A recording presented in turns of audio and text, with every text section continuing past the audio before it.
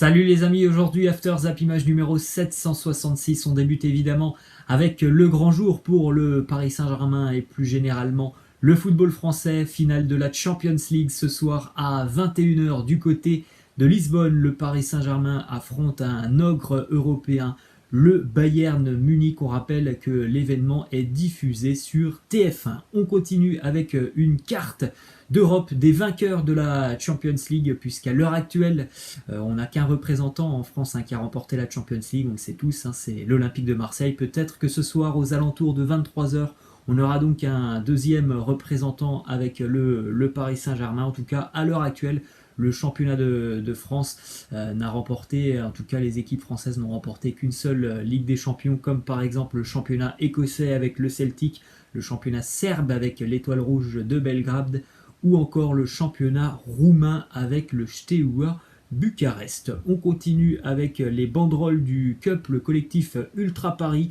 qui a déposé pas mal de banderoles un petit peu partout dans la capitale devant des monuments historiques pour amener tout simplement un peu de force aux Parisiens qui sont du côté du Portugal, avec à noter par exemple cette banderole terminée en apothéose pour le Paris Saint-Germain qui est à 90 minutes du Saint Graal. On poursuit avec une déclaration d'un ex-parisien, Javier Pastore, qui s'exprime sur la finale de la Champions League. Il nous dit: la remporter serait la récompense suprême, mais si ça tourne mal face au Bayern Munich, ça restera une grande réussite. Dans tous les cas, Paris abordera les prochaines années de façon différente. Il a enfin atteint le niveau ultime. En tout cas, on sait qu'à chaque fois que la saison démarre du côté du Paris Saint-Germain, l'objectif c'était enfin d'évoluer en Ligue des Champions. Ça a été fait cette année, on ne peut pas se mentir. Le PSG a enfin franchi les étapes qu'on demande. Le PSG est en finale de la Champions League. Peu importe ce qu'il se passera ce soir face au Bayern Munich, c'est une saison réussie évidemment pour le Paris Saint-Germain. Mais voilà, quand tu es à 90 minutes de la Champions League, tu n'as évidemment qu'une envie, c'est de remporter cette coupe aux grandes oreilles. Après, c'est sûr que ça va certainement servir au Paris Saint-Germain pour les prochaines années. Le PSG était un club tout simplement qui manquait d'expérience, et ça on le voyait déjà depuis quelques années.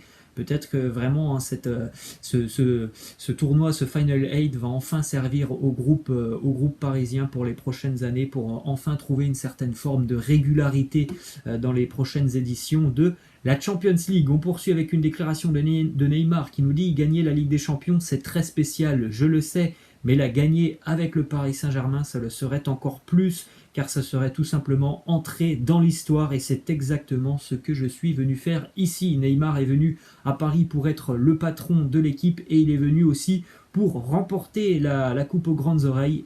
Eh bien, ce soir, il faudra certainement un très grand Neymar pour aider le Paris Saint-Germain à remporter ce trophée. On a une déclaration aussi de Kylian Mbappé qui s'exprime sur son entraîneur Thomas Tuchel. Il nous dit: il réalise la meilleure saison de l'histoire du club. On a remporté tous les trophées et il a réussi à nous mettre tous dans le bon état d'esprit. C'est un très grand entraîneur, ça on ne peut pas lui enlever à Thomas Tuchel.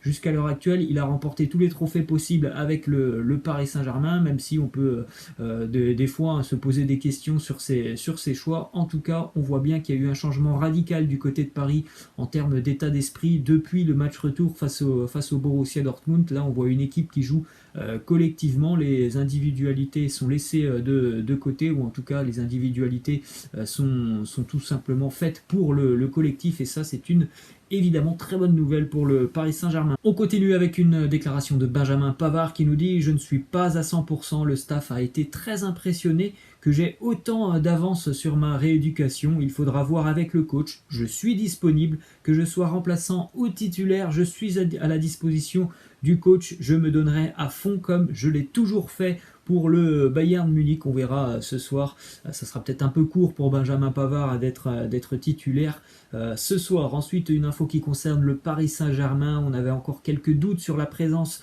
de Keylor Navas ce soir en tant que titulaire. Selon les dernières infos, ça a d'ailleurs été confirmé par l'équipe. Keylor Navas a participé hier dans l'après-midi à un entraînement avec son groupe, et selon les infos de l'équipe, il n'a ressenti aucune gêne, donc c'est une très bonne nouvelle pour le Paris Saint-Germain. Navas devrait bel et bien tenir sa place ce soir dans les buts parisiens, et c'est une très bonne nouvelle parce que c'est quand même un gardien très très expérimenté. Ensuite, on a une petite info qui concerne Edinson Cavani. Malgré tout ce que l'on a pu entendre depuis Le début de semaine, Edinson Cavani ne s'engagera pas du côté du Benfica Lisbonne.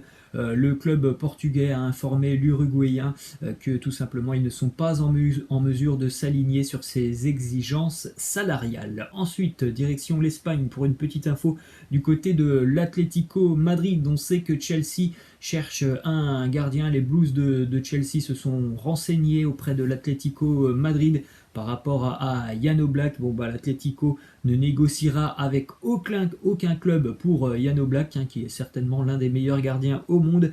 Donc c'est simple pour Chelsea, s'ils veulent vraiment Jan Oblak, il faudra tout simplement payer la clause du gardien slovène, c'est-à-dire 120 millions d'euros. Ça va certainement refroidir un petit peu les Blues de Chelsea. D'ailleurs, du côté de Chelsea, dans les prochains jours, on va certainement boucler pas mal de dossiers. On va certainement prêter Tiemoué Bakayoko avec option d'achat du côté de Milan. On devrait aussi officialiser l'arrivée du défenseur de Leicester, Ben Chilwell. On pourrait aussi certainement voir l'arrivée de Thiago Silva, le défenseur du Paris Saint-Germain. Reste à savoir le choix de Thiago Silva, qui a donc reçu cette offre de Chelsea, qui a aussi une offre qui vient de la Fiorentina en Italie. Et puis on est sur le point aussi de boucler l'arrivée de Kai Havertz du côté des Blues de Chelsea. Donc un emploi du temps assez chargé pour Frank Lampard et ses dirigeants la semaine prochaine. Ensuite, une info qui nous vient de Turin, info qui a été reprise par plusieurs quotidiens italiens. La Juventus essayerait de recruter Karim Benzema à la demande de Cristiano Ronaldo. En tout cas, ce que l'on peut comprendre, c'est surtout que Ronaldo a fait un appel à ses dirigeants turinois. Il faut absolument recruter un numéro 9 pour l'aider, tout simplement. On l'a bien vu cette année, la Juve est vraiment dépendante de Cristiano Ronaldo. Elle est aussi dépendante de Paulo Dybala. Il manque vraiment un 9 du côté de Turin. Gonzalo Higuain, il est plus capable tout simplement d'assumer ce rôle de numéro 9. Mario Mandzukic, au final, il n'a jamais été remplacé. Donc évidemment, Cristiano Ronaldo aimerait voir un numéro 9 de qualité arriver du côté de Turin. Pour lui, le meilleur choix, ce serait Karim Benzema, qu'il connaît parfaitement. Ça restera très très compliqué, parce que le Real Madrid est évidemment pas vendeur sur le dossier Benzema. Ensuite, du côté du championnat de France de Ligue 1, on enregistre 2 résultats hier. La victoire du SCO Angers du côté de Dijon 1-0 avec un but pour le défenseur angevin Ismaël Traoré à la 22e minute après un coup de billard dans la défense dijonnaise. Une victoire on ne peut plus logique pour le SCO, qui est déjà prêt tout simplement pour cette reprise de la Ligue 1. J'étais au stade hier, on voit une équipe du SCO toujours très solide, qui respecte très bien les consignes de son entraîneur, du coach Stéphane Moulin. Cette équipe du SCO est prête. En revanche, le DFCO est déjà bien en retard et le DFCO a certainement besoin de nouvelles recrues, sinon ça sera très compliqué cette saison. Autre résultat hier, un duel de haut de tableau, un duel de prétendants à la Champions League. Le LOSC recevait le Stade Rennais hier du côté du stade Pierre-Mauroy. Résultat final 1-1 entre les deux équipes. Jonathan Bamba, buteur pour Lille en première mi-temps sur une très très belle ouverture de Cheka. Et pour le Stade Rennais, c'est Damien Da Silva qui va égaliser en seconde mi-temps sur un corner. Chaque équipe a eu sa mi-temps, même si c'est vrai que le Stade Rennais a été, je trouve, un peu plus intéressant que le LOSC. Rennes a fait une très belle seconde mi-temps avec notamment l'entrée d'Eduardo Camavinga qui a été étincelant puisque Camavinga était remplaçant. Il est rentré en seconde mi-temps. Déclaration de Julien Stéphan, l'entraîneur rennais, qui nous dit « Camavinga a été très convaincant et dynamique.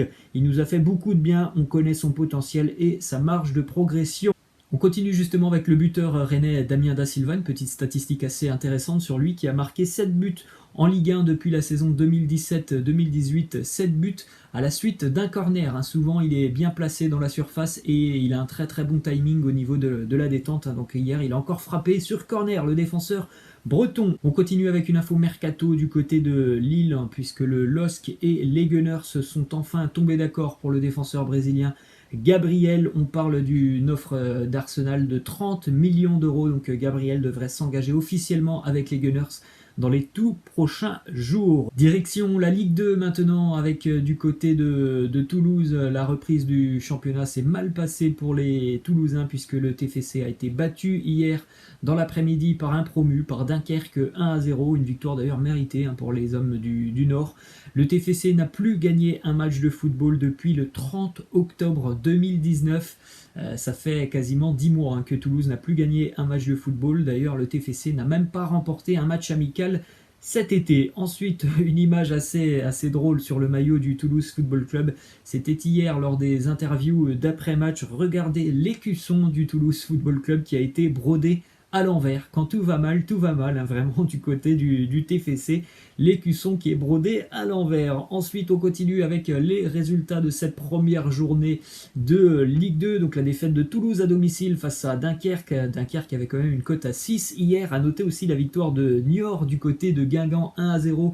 Niort aussi avait une cote à 6. Il y a toujours des grosses surprises en général lors des premières journées.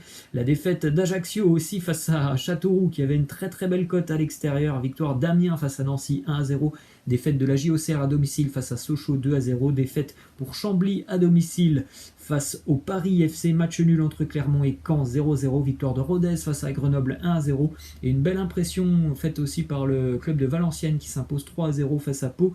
Cette journée de Ligue 2 se terminera lundi avec un joli duel entre Troyes et Le Havre. On poursuit avec une petite info qui concerne Arjen Robben qui a enfin rejoué au foot hier. On rappelle qu'il s'est engagé du côté de son club de formateur aux Pays-Bas, du côté de Groningue. Ça faisait 18 ans qu'on ne l'avait pas vu sous le maillot de Groningue, Arjen Robben, et ça faisait 1 an et demi qu'on ne l'avait pas vu sur un terrain de football. On poursuit avec une petite info sur la Ligue des Champions féminine, puisqu'en demi-finale, on aura le droit à un duel 100% français entre l'Olympique Lyonnais et le Paris Saint-Germain, puisqu'hier, les deux clubs français se sont imposés sur le score de 2-1.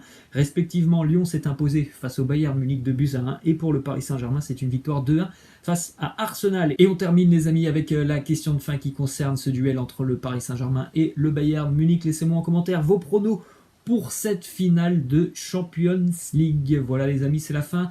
Je vous laisse et je vous dis à ce soir pour le débrief de cette finale de Champions League sur la chaîne de BizBiz. Ciao.